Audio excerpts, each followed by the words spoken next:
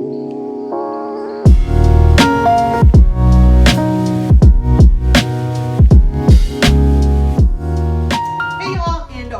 to another weekly Roundup, the episode a week where we go over everything pop culture, reality TV, scripted TV that we consumed this week. Now, obviously, a little bit of a different setup than last week. I will not lie to y'all. The room that I usually do my recording for my podcast in, where I recorded the weekly Roundup last weekend, it's a little bit of a mess right now. I would have had to do a lot of rearranging to be able to sit in there and do that, and I wasn't feeling it in my spirit. And also, I don't know what I did to my tailbone, however, it is in an extreme amount of pain, so I said I need something soft. I need something as soft to sit my ass down in and talk to y'all about the mess. And what better place than the place where I watch all of the mess. So, this week in pop culture, I don't have too much, just because not a lot happened. I did talk about the whole Jamie Foxx controversy over on my podcast, the Who Asked Me podcast. So if you want to hear my thoughts on that, that is there. And then Tory Lanez is going to prison. I'm not going to go into detail on that. One, because it's just a fact. He's going to go to jail and he deserves it. And that's one of those things I don't want to argue with anybody on, simply because I know I'm right. You know what I mean? If somebody pew-pewed you and then went on a smear campaign about it and then was found guilty, you wouldn't be upset about it. So let's just all be real. And Iggy Azalea, she's a self-drag. You know what I mean? Let's get into the shows. So, Real Housewives of Atlanta. I know that we are nearing the end of the season. It's probably for the best. It's probably for the best, y'all. When I was talking about it on my podcast this week, I could barely even remember what happened. And then I watched it again to be able to come on here and talk to y'all about it. And I was like, yeah, this is why I can barely remember. Let me just say this. Again, like last week, I have no clue why we keep going over Kissgate. It doesn't matter. The thing that annoys me the most about it is the LaToya of it all. Because LaToya would be great on the show if she didn't play this I don't even want to call it a middleman. She just tells whoever she's talking to what they want to hear. LaToya was perfectly messy. She was perfectly messy 2 seasons ago when she was on, or was that last season? No, that was 2 seasons ago. And I thought she was a great addition. However, when Drew is talking to her, she'll be like, no, we didn't kiss. But then when she's talking to Drew and Candy, she'll say, Drew, do you believe that Candy believes she saw us kiss? Well, then that's what Candy believes. What? LaToya, you were part of if I didn't kiss somebody, I'm not going to say, do you believe that she believes that she saw us kiss? That doesn't make any sense. It's too much playing for me, honestly, truly. Her and Marlo got into something over on Instagram. She claimed Marlo blocked her phone number. Marlo put their text on blast. Shit I don't care about. Shit I really don't care about. And I'm going to be honest with y'all. I don't think that Real Housewives of Atlanta is at the point where we need a full Roni reboot. And why I say that is because the Roni reboot took a year to do. I don't think that they planned on doing that. So they needed time. We've been saying that Real Housewives of Atlanta needs something very much so since week 3 or week 4. So I pray that Bravo has been on their Zoom, right? Casting, grafting, finding the cast members that we need to make this happen. I saw Kenya say something about a Real Housewives of Atlanta legacy. Somebody had shared a video of her and Portia just saying, they appreciated them for the frenemies that they really were. And she hashtagged Real Housewives of Atlanta legacy. Portia, baby, I'm gonna be so honest. I don't think Kenya. I don't think Kenya can get back to the messy Kenya that people know and love because she's grown. And that's totally fine. That's what you're supposed to do as a human. But I do think that she has grown past the level of messiness and pettiness. Not the pettiness. She's grown past the messiness that people love to see from Kenya Moore. And maybe it's just time to hang up the boots. Maybe it's time to be a friend of and come in like 50 Cent did this season or this past episode. it was good to see Cynthia. I'm not going to lie. Do I want her back as a full-time housewife? No. I think it's time for all of these ladies to step aside. Because, you know, I think we do need a total recasting, and maybe use Kandi to bring some, you know, find some of the newer girls to bring in and then incorporate the older ladies that way. I don't know. I don't know what to tell you, but something definitely needs to be done. We had our umpteenth Bedroom Kandi event this episode, and I said this before, I'm going to say it again. Every time I see a Bedroom Kandi event, I see one of those, you know, cute little trailers that Kandi puts on her Instagram, I feel like I'm in grown people's business. And that's crazy because I am grown people. I'm in my 30s, right? But something about watching Kandi and seeing all her toys and everything, I'm like, am I supposed to be here? Now, let me expand on this. 2 things. 1, I felt like Drew was trying to take unnecessary digs at Kandi when it came to, you know, the insults or the shade she was trying to throw at her for the whole Kissgate situation.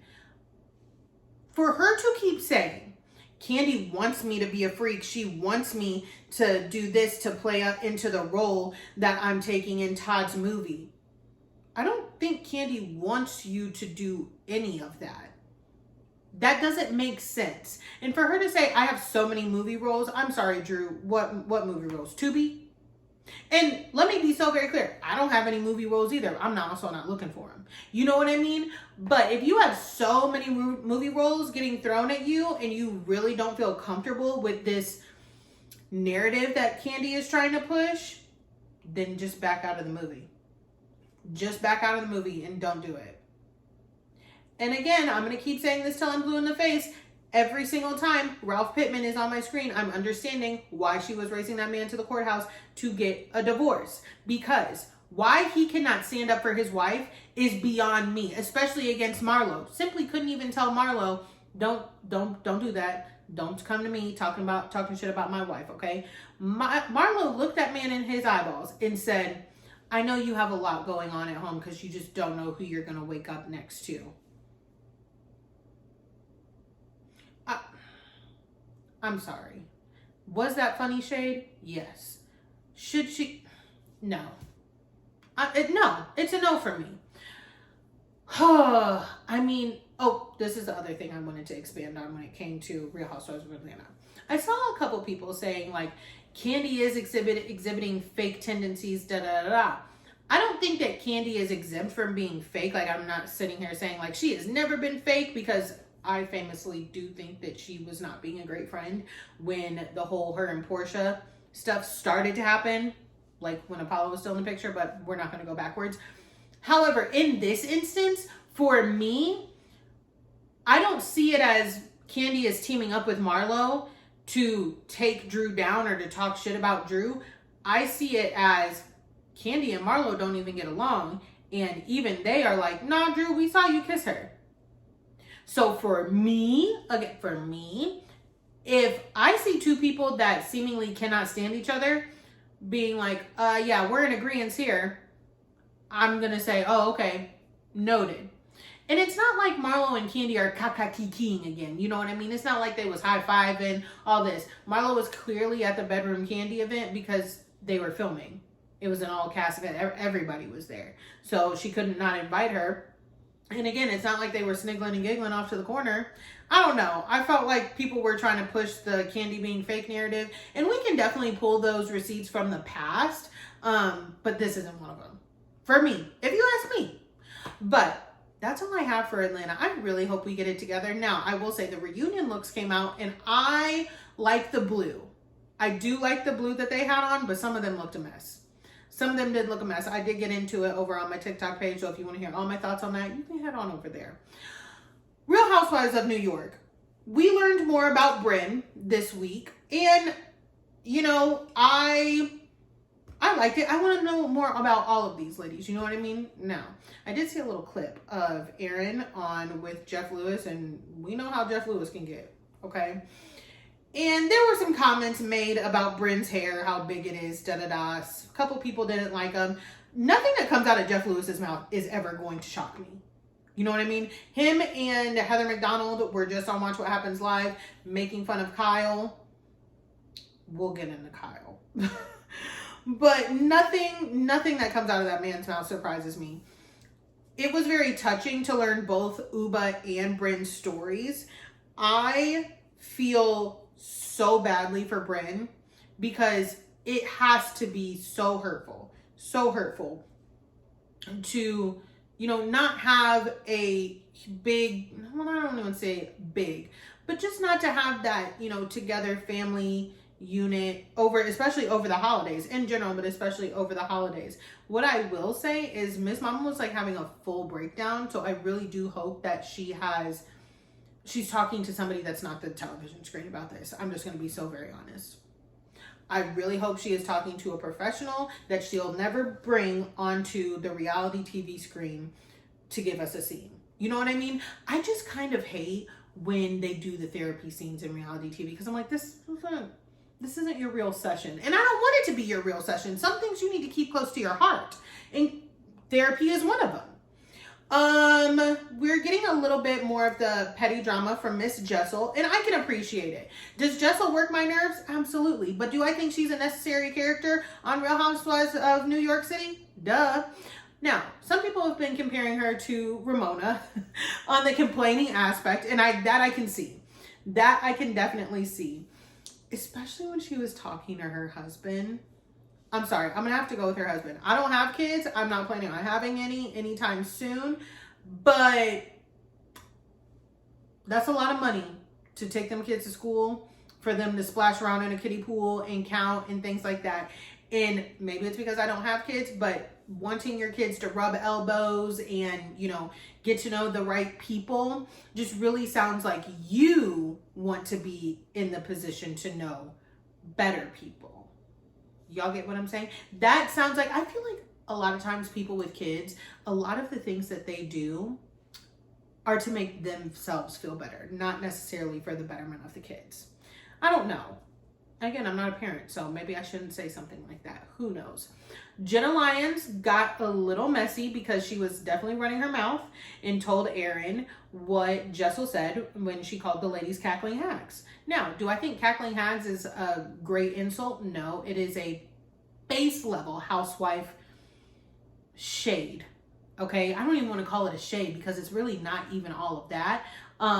It's just something to throw out there. And they were cackling. I won't call them hags because when I think of a hag, I think of like the Trunchbull from Matilda. But I'm enjoying this season. I'm ready to get into more mess. I remember seeing in the trailer that I think Uba gets into Aaron's face. And the more I'm getting to know Aaron, that might worry. Yeah, I feel like you can tell that Aaron can turn into a Karen real quick. So that ought to be interesting to see.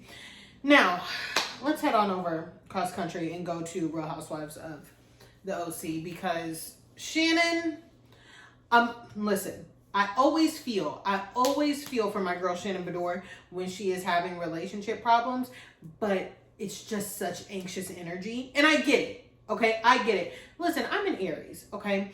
We will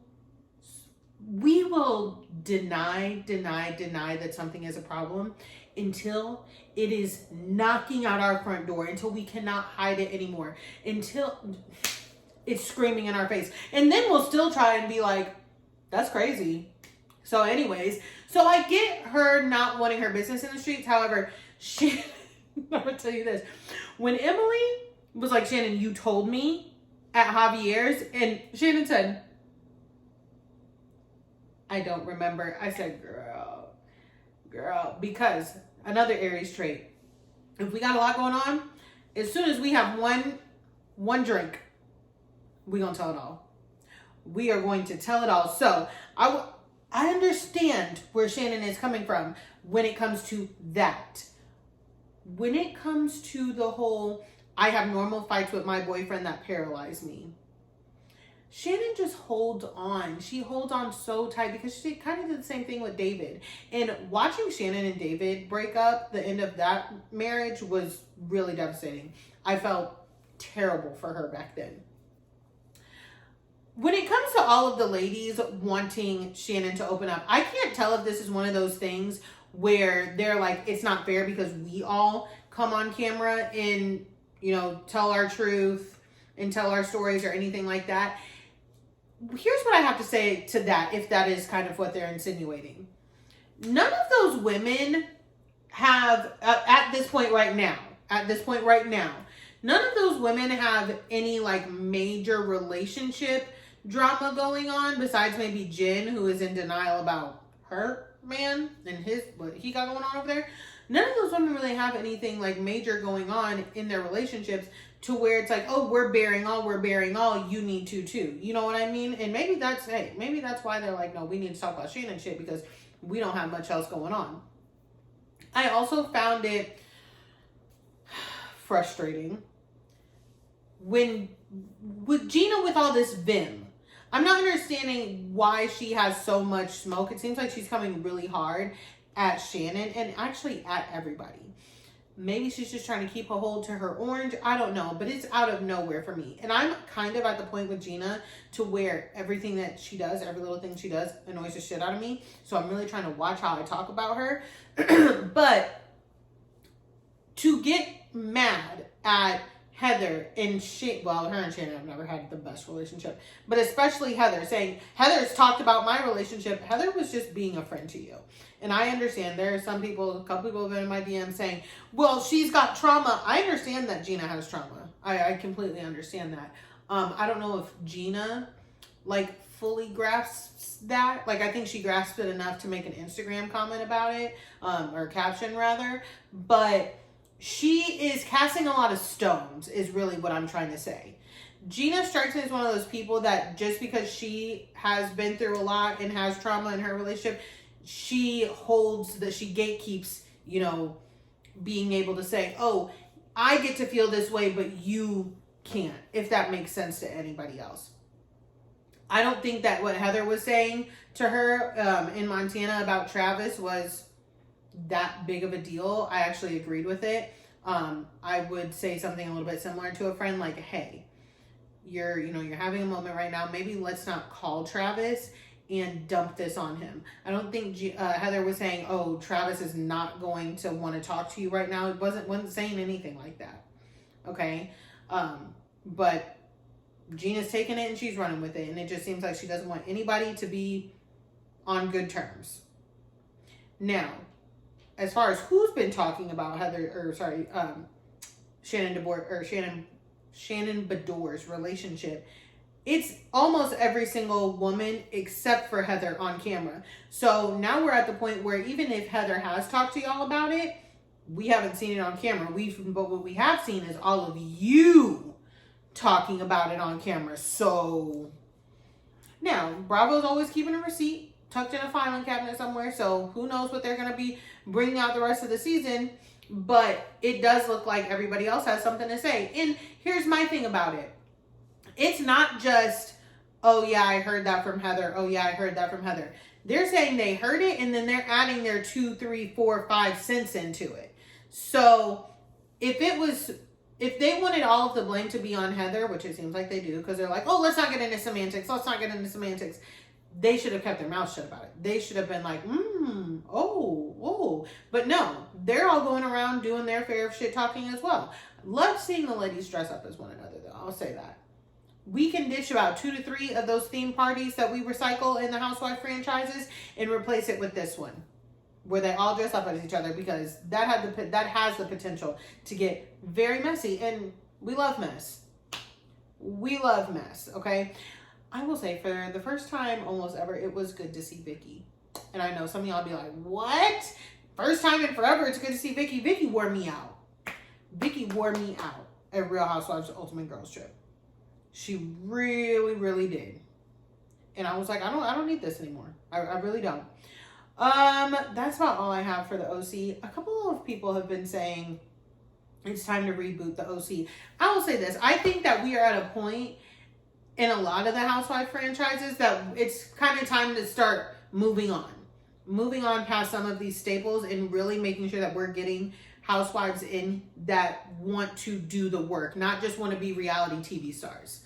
that I think that, and don't just want to get on here and get their business underway. It is time to get cast people that who want to stay kind of authentic to themselves and can carry.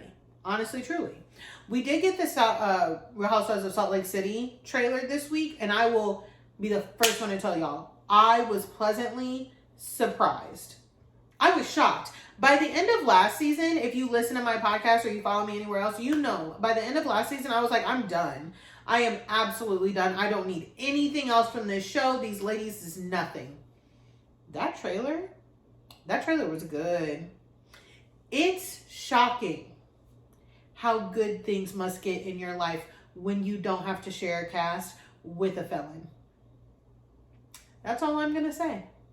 Who am I kidding? That's not all I'm going to say. Honestly, truly, though, the fact that there wasn't the dark cloud that is Jen Shah and her legal lies and legal woes around, I think we might have fun. Mary Cosby is back as a friend of. People have mixed feelings about that. I think friend of will be best for her. I don't think she needs to be a full-time housewife, but I think friend of will be best for her. I already see people dragging Heather. Y'all, here's my thing. Can we wait and see? I'm not the biggest fan of Whitney Rose, but can we wait and see what the season is going to bring before we even start dragging people? People are saying they want a Heather takedown season. I don't want an anybody takedown season. I hate the takedown seasons. Why? Because I don't think it is the housewives. It is not on the housewives to get somebody off of the series, right? And also, takedown, that's not what we do here. That's not what we do in Housewives. This is not the challenge. This is not Traitors. The fuck are y'all talking about? Okay? No. Don't like that shit. But optimistically cautious, because Salt Lake City does this thing where they always start off with like a good amount of speed, or their trailer is really good, and then by the middle to end of the season, I'm like, what the actual hell am I watching?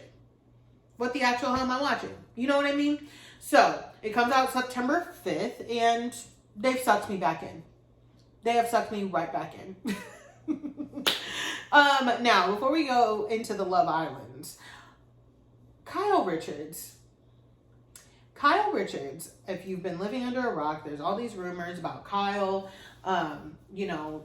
possibly taking a lady lover. If she is, good for her. I really don't care. That is Kyle's business, to tell us or not tell us when she wants. What I will say is, does it feel like she's trying to test the waters and see, how people may react? Yes, it does feel that way. It absolutely does feel that way. And listen, Kyle, if you're testing the waters and you want to know how I would feel about it, girl, I think you look good. I think you look good. I think you look happy. I think you're doing what you want to do. And I like that look on you. If I'm being so totally honest, it is not for me to say whether I think she is or she isn't. I don't know. You know what I mean? She's in the music video for the girl Morgan, for her new song, right? I didn't listen to it. I didn't watch it. I've seen the clips on the internet. That's all I need to see. I don't want to say I hate country music, but like, I'm not listening to that, just to be so totally honest. Love that for them. Morgan, very cute girl. I thought it was cute. I get the whole like, oh, we're trolling the trolls and everything, but people aren't going to stop. People aren't going to stop either way, but this isn't the way to get them to stop. So I don't know. I don't know what Kyle's playing at. I don't know what she's got going on, but what I will say is I feel like whatever is going on with Kyle, maybe Kyle personally, Kyle and Mauricio, Kyle and somebody else, something about Kyle looks lighter, happier, like she's coming into her own a little bit more. And I don't think it's just from not drinking alcohol. That's what I'll leave it at. So let's move into the Love Island. Well, I don't even have anything for Love Island UK. We saw the reunion. Not much coming from it. Sky and Catherine might be getting a little something. I'm going to leave them alone. I'm going to leave them alone because I want them to really, if they're going to try this out and have a relationship, try their relationship on the outside, they need to keep everybody out of their business. But I will say, Catherine did an interview with the ShiiKane Podcast. It's ShiiKane. I'll put it down in the description box. It was very good, very insightful. Love Island USA. Casa Amor Week. When I say these folks are acting the hell up. First things first, I don't know if USA people watch UK, but if they do watch UK, what are you picking up? I need the USA people to pick some things up, because again, I state, the guys are not doing any grafting. And even when it comes to the Casa Amor girls, they're just letting these boys run amok, okay? Now, half of the girls of the main villa girls over in Casa Amor are sleeping outside. Hannah, KK, and Carmen are sleeping outside. And let's touch on Carmen really quick. In the grand scheme of things, if you think about it, Carmen and Kenzo have been in a couple for a week and a half, 2 weeks now. It's crazy that she's sleeping outside. You are not convincing me. You are not convincing me that they don't know each other and that they didn't come into this villa with a plan. You're not convincing me that it's not a scheme that Todd set up to come to us with the bullshit, in the words of Aunt Bertha. Miss, I'm a slow burn, is now sleeping outside after being a week of being in a couple with this guy. Okay, alrighty. Hannah, I get it. She seems like a loyal girl, and honestly, I love Hannah. I'm really liking her. KK, I knew KK wasn't going to go into Casa and do anything. I knew it. I knew she wasn't. Somebody I did know was going to go into Casa and do something was Keenan. Actually, all of those boys. The only boy that's shocking me right now, really, truly, is Marco.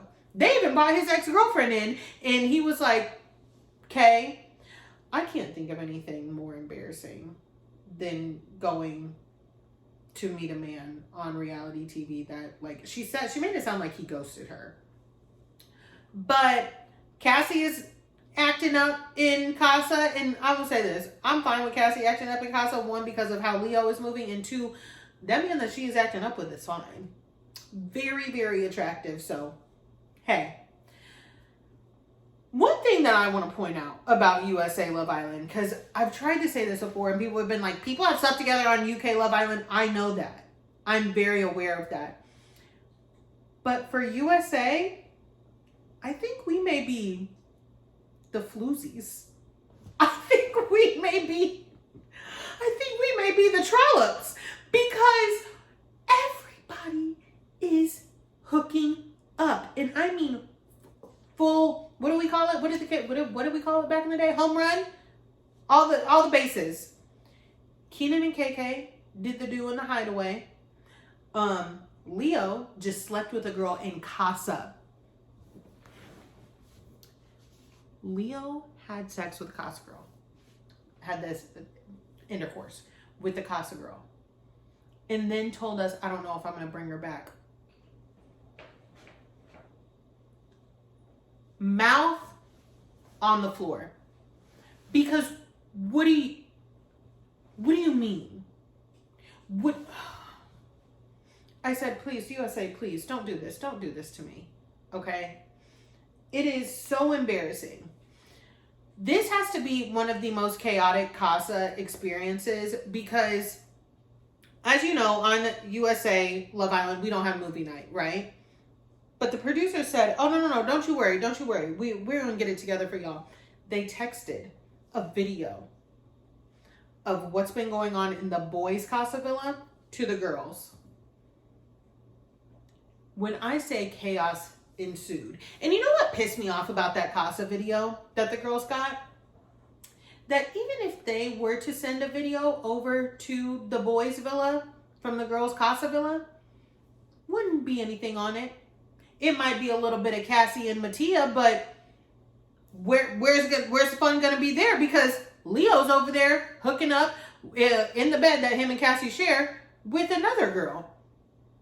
There's not even enough content from the girls' Casa Amor Villa to send over to the boys so that they're shocked, so that they feel some type of way. However, the girls' villa, in disarray. The girls' villa, in flames. KK was on the ground. KK on the ground crying her eyes out. Oh, good God. I hate that KK was on the ground crying over a man on national TV. Because one day she's going to look back at that and she's going to be like, well, I wish that didn't exist. Because I know I would. She fell to her knees. And then Keenan's over in the boys' villa talking about, I don't know, I would have to tell KK about herself if she came back with somebody. Mind you, this is the man that got excited. And y'all know what type of excited. Got excited just from talking to a girl over in Casa. And then proceeded to tell us. I said, does he understand that he has a mic pack on? And not only does he understand that he has a mic pack on, the girl, Naja, I'm sorry, sister.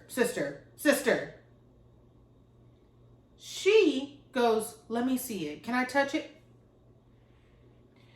And listen, people have been like, okay, that's normal. That's fine. If they weren't on camera, yeah, I would be like, whatever, that's that.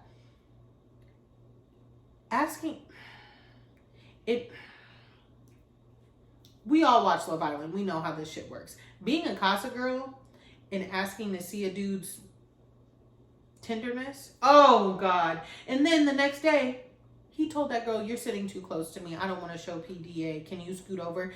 I can't think of anything more embarrassing. I really can't. I don't have a problem. Naja's doing what Naja's supposed to do. She's laying it on thick, right? Like she's a Casa girl. But all this over any man, honestly, truly. But Keenan, he just wants to hear over and over, I like you, I like you, I like you. And it's not enough that KK has had tears rolling down her face, this almost her entire experience over him.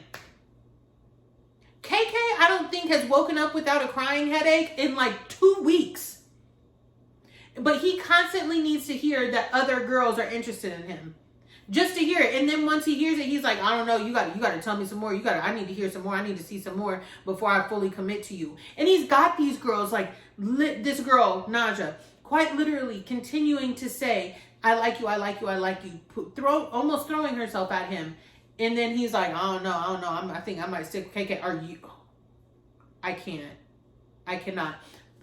This is going to be one of the most chaotic recouplings we have ever seen. Because I don't know which way it's going to go.